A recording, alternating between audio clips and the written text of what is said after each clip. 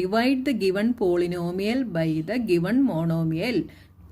ഇവിടെ ഒരു പോളിനോമിയലിനെ ഒരു മോണോമിയൽ കൊണ്ട് ഡിവിഷൻ ചെയ്യാനാണ് നമ്മളോട് പറഞ്ഞിരിക്കുന്നത്. അപ്പോൾ അതെങ്ങനെയാണെന്നുള്ളത് നമ്മൾ ഇൻട്രൊഡക്ഷൻ വീഡിയോയിൽ നോക്കിയതാണ്. അതെങ്ങനെയാണ് നോക്കി, ഇതിനെ നമുക്ക് എങ്ങനെ എഴുതാം? 5x² - 6x.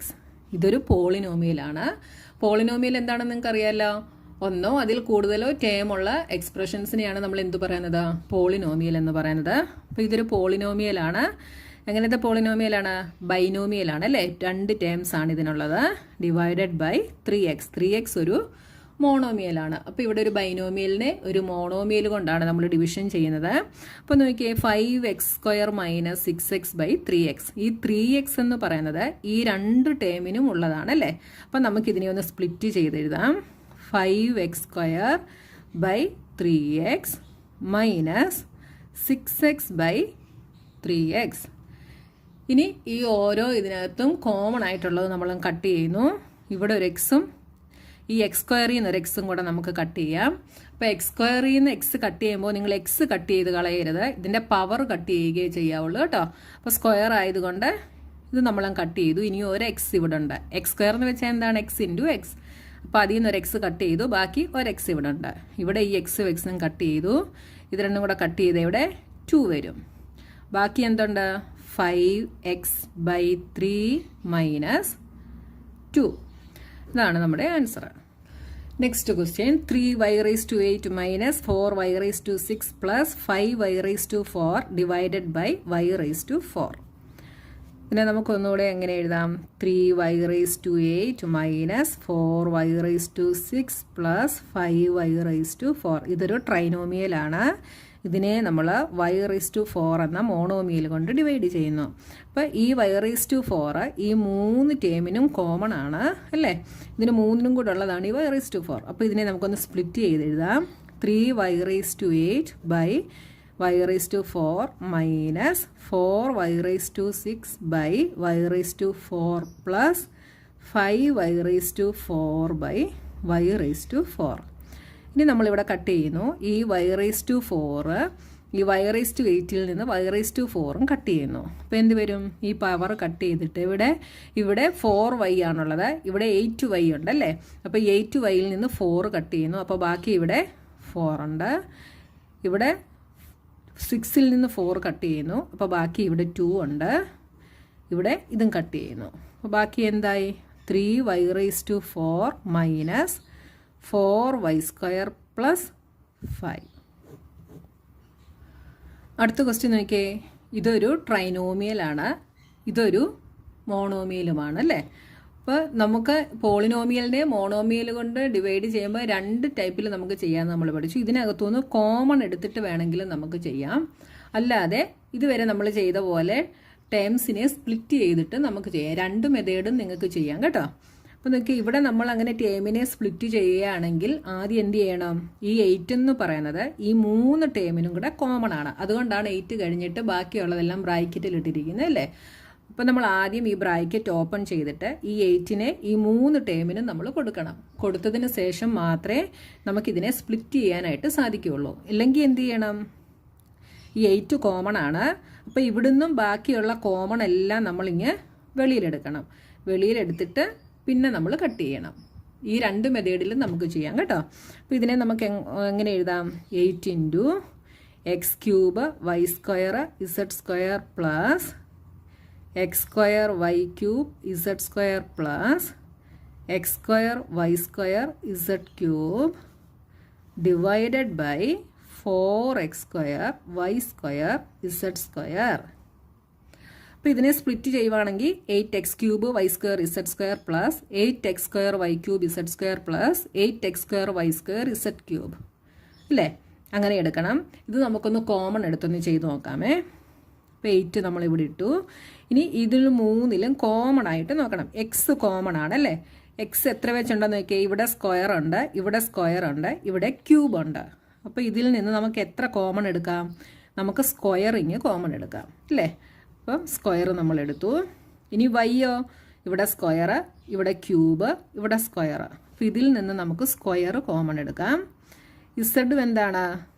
2 സ്ക്വയറും ഒരു ക്യൂബും ഉണ്ട്. അപ്പോൾ സ്ക്വയർ നമ്മളിങ്ങ് വെളിയിലെടുത്തു. ഇനി ബാക്കി എന്തൊക്കെയുണ്ട്? അപ്പോൾ X square Y square Z square വെളിയിലെടുത്തു. അപ്പോൾ ഇവിടുന്ന് X square Y square Z square എടുത്താൽ ബാക്കി ഇവിടെ എന്തുണ്ട്? ഈ എക്സ് ക്യൂബിനകത്തെ ഒരു എക്സ് മാത്രമാണ് ഇവിടെ ഉള്ളത്. അപ്പോൾ അത് നമ്മൾ ഇവിടെ എഴുതി. പ്ലസ് ഇവിടുന്ന് നമ്മൾ X square Y square Z square എടുക്കുന്നു. ബാക്കി എന്തുണ്ട്? ഈ വൈ ക്യൂബിനകത്തെ വൈ സ്ക്വയർ നമ്മൾ വെളിയിലെടുത്തു. ബാക്കി ഒരു വൈ ഉണ്ട്. പ്ലസ് ഇവിടെ നിന്ന് നമ്മൾ X square Y square Z square എടുക്കുന്നു. ബാക്കി എന്തുണ്ട്? ഇതിനകത്തെ ഒരു ഇസഡ് ബാക്കിയുണ്ട്. By 4x square Y square Z square. ഇനി നോക്കി ഈ 4ഉം 8ഉം കൂടെ കട്ട് ചെയ്യുക. അപ്പോൾ ഇവിടെ 2 വരും. ഈ 3 ടേമും നമുക്ക് കട്ട് ചെയ്യാം. ബാക്കി എന്തുണ്ട്? 2 into X plus Y plus Z. കണ്ടോ? ഈസി ആയിട്ട് നമുക്ക് കിട്ടി. ഇനി അങ്ങനല്ല, നമ്മൾ ഈ ആദ്യത്തെ 2 പ്രോബ്ലം ചെയ്ത പോലെ തന്നെ ഈ ടേംസിനെ സ്പ്ലിറ്റ് ചെയ്ത് എഴുതാനാണെങ്കിലും ആ മെത്തേഡിലും നിങ്ങൾക്ക് എഴുതാം കേട്ടോ. വേണമെങ്കിൽ ഞാൻ നിങ്ങൾക്കൊന്ന് കാണിച്ചു തരാം. നോക്കൂ, ഇതിനെ നമുക്ക് 8x cube Y square Z square, ഇതാണ് നമ്മുടെ ആൻസർ. അടുത്ത മെത്തേഡ് ഞാനൊന്ന് കാണിച്ചു തരുവാണേ. 4x square Y square Z square plus ഈ 8 ഈ 3 ടേമിനും ഉള്ളതാണ് എന്ന് പറഞ്ഞു. അപ്പോൾ 8x square Y cube Z square by 4x square Y square Z square plus അടുത്തത് ഈ 8നെ ഇതിന് കൊടുക്കുന്നു. അപ്പോൾ 8x square Y square Z cube by 4x square Y square Z square. ഇനി കട്ട് ചെയ്യുമ്പോൾ എന്ത് വരും? ഇവിടെ 2 ആവും.